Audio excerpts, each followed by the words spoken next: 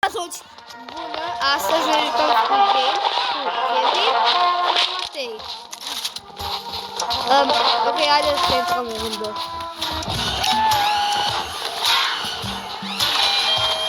Intrați. Așteptați ca să intrăm în rândă și să zici ceva să schimbă.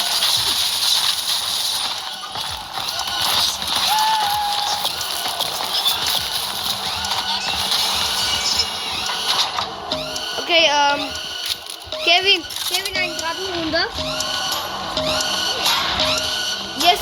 Ești în cais?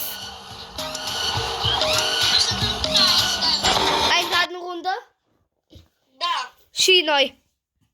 Așa e perfect. Sunt cu suia. Matei, da, termină că mi-e enervez. Sunt cu suia. Kevin, Matei. Unde ești, Matei? Matei.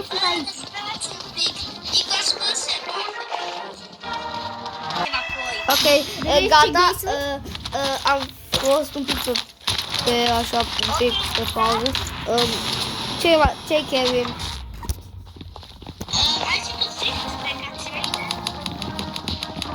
Bă, eu sunt 3, 5, 3. Mamă, dar ce voce. Matei, intră. Eu sunt 3, 5, 3. Kevin, dacă vrei că și eu am 6. Ce? Eu sunt 3, 5, 3. Uite, dacă și eu am 6. Cine sunteți voi? Eu sunt 3, 5, 3. Eu am intrat pe primul. Și eu. Pe primul. Au! Sunt și eu pe primul. De ce mă împing oameni? Sunt și eu pe primul. De ce mă împing oameni?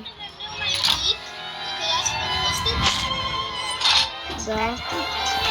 Da. Nicolas, ia-te cu ai, mă. Ok. Unde sunteți? Kevin!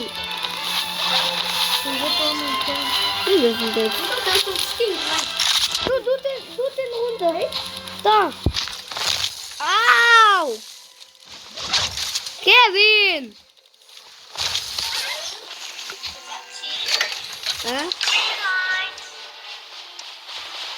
Red light. Green light. Red light. Green light. Ei, vin să te ajut, Mateo. Red light. Green light. Red light. Green light. Red light. Green light. Red light. Green light. Bă, ajutor! Red light. Kevin, hai! Kevin, haide! Ajutor! Red light. Ajută cineva! Da, te ajut omul ăla. Nu mă ajută! O vulma să mă ducă în spate! E, dar nu este Green de light. Red light. Kevin, Green light. Red light. da, vin. Green light. Kevin, hai la mine. Red light. Matei, dar tu ești mort. Green light. Bă, nu juceau oamenii ăștia în jocul ăsta. Oh, shit. Matei e mort.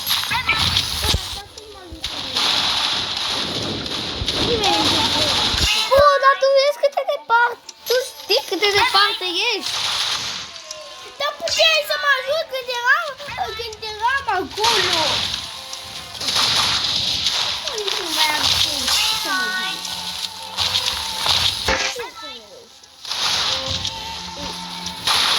Dar de ce plâng?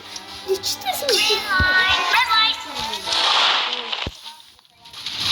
Ce? Kevin, sună pe Nicolas.